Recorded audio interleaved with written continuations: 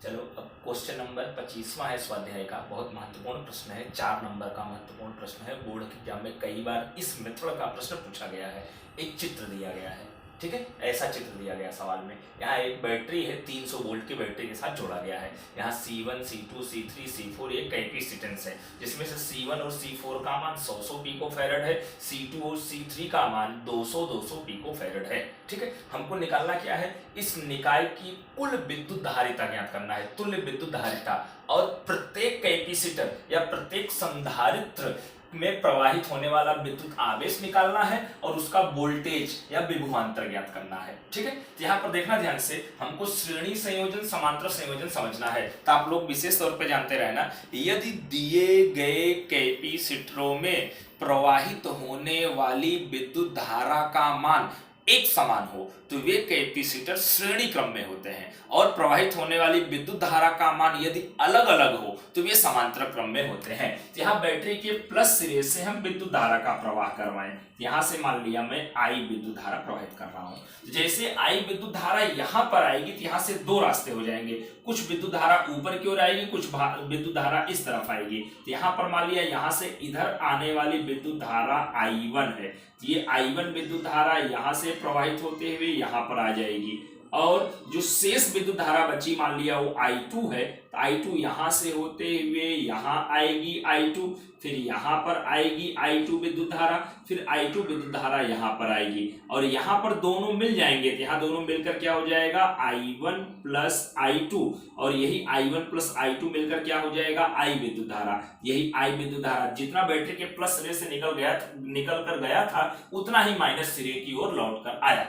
अब इस चित्र को बहुत ध्यान से देखें, तो यहाँ पर सबसे पहले C2 और C3 को आप ध्यान से देखें। इन दोनों में प्रवाहित होने वाली विद्युत धारा I1 है, मतलब धारा का मान समान है। तो C2 और C3 किस क्रम में होंगे, श्रेणी क्रम में होंगे। तो शुरुआत देखो वहीं से किया हूं, C2 तथा C3 श्रेणी क्रम में है। क्यों? क्योंकि इनमें प्रवाहित होने वाली विद्युत धारा का मान क्या है, एक समान है। तो मान लिया C2 और C3 का तुल्य कैपेसिटेंस C डैश है, तो श्रेणी संयोजन का सूत्र होता है 1/C बराबर 1/C1 प्लस 1/C2। तो वही चीज यहाँ पर लिखा हूं, 1/C डैश बराबर 1/C2 धन 1/C3। तो 1/C2 का मान देखना 200 प्लस 1/C3 का भी मान कितना है, 200। तो हर समान है, अंश को 1 प्लस 1, 1/C डैश बराबर 1 प्लस 1/200। तो जोड़ने पर आपका क्या आ जाएगा, 2/200, और इसी को सॉल्व करेंगे, अगर 2 से काटेंगे तो 1/100 आएगा। उल्टा करके लिखेंगे तो C डैश बराबर कितना हो गया, 100 पिको फैरड हो गया। ठीक है, अब आगे देखना ध्यान से। अब C2 और C3 का मतलब C डैश हो गया है। तो यहां पर देखना,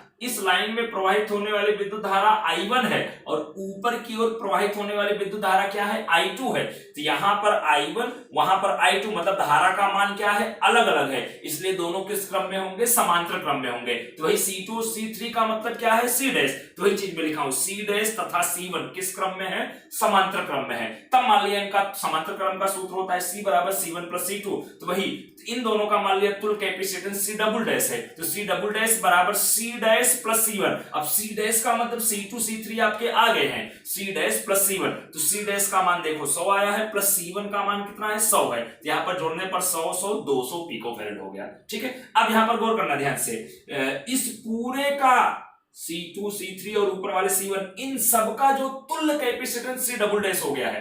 तो इन तीनों में प्रवाहित होने वाली कुल विद्युत धारा I1 प्लस I2 I है। देखना यहाँ I1 प्रवाहित हो रही है, ऊपर I2 प्रवाहित हो रहा है, मिला के कुल विद्युत धारा कितनी होगी, I होगी। और उतने ही मान की विद्युत धारा C4 में प्रवाहित हो रही है, I।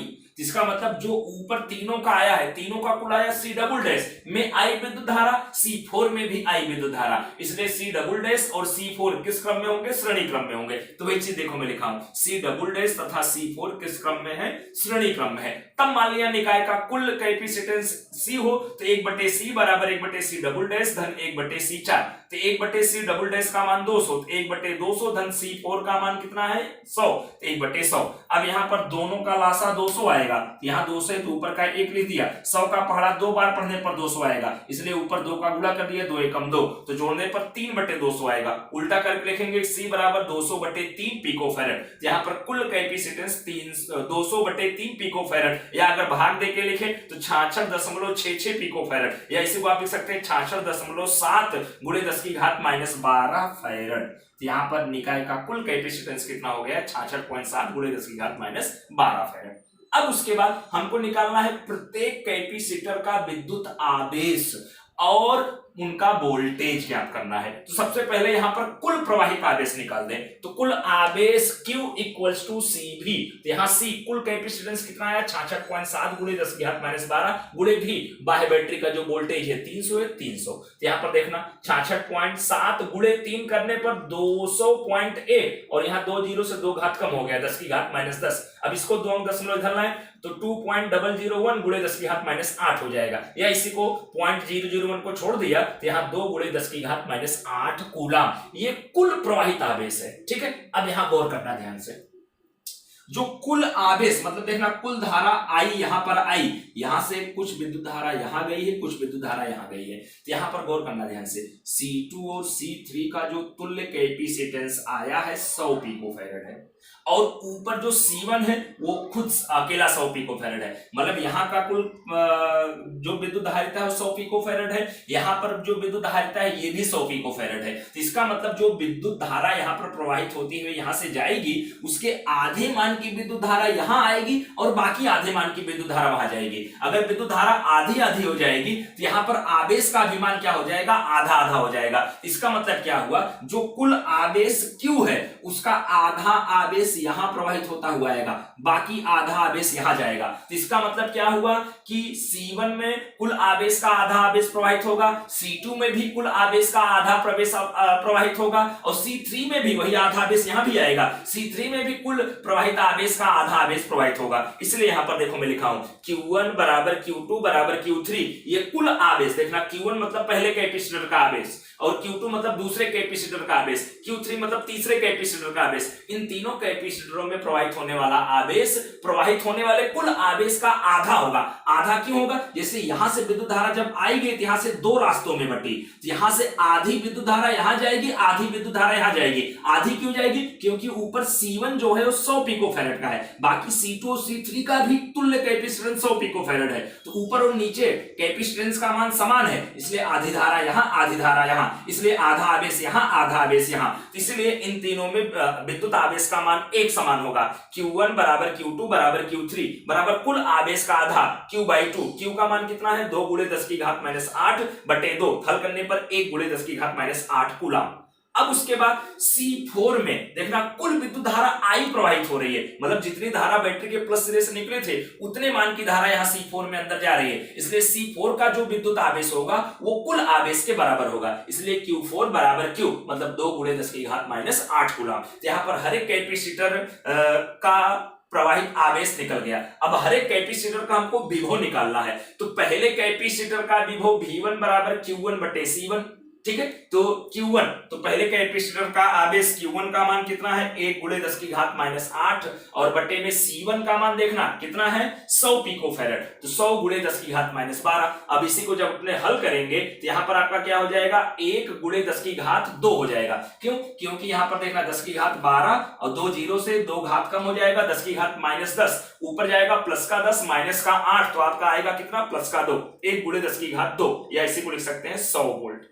अब दूसरे कैपेसिटर का विभव V2 = Q2/C2, तो Q2 दूसरे कैपेसिटर का भी आवेश इतना ही होगा, 1 × 10⁻8, और बटे C2 का मान कितना होगा? 200 पिकोफैरेड है, यहाँ 200 × 10⁻12। यहाँ पर देखना जब 1 में आप 2 का भाग देंगे 0.5 हो जाएगा। अब यहाँ पर 2 जीरो से 2 घात कम हो गया, 10⁻10 ऊपर जाएगा प्लस का 10 माइनस का 8 प्लस का 2 बचेगा, या इसी को सोल्व करने पर कितना आएगा? 50 वोल्ट आएगा। इसी तरह से तीसरे कैपेसिटर का जो विभव आपका आएगा V3 बराबर Q3 बटे C3।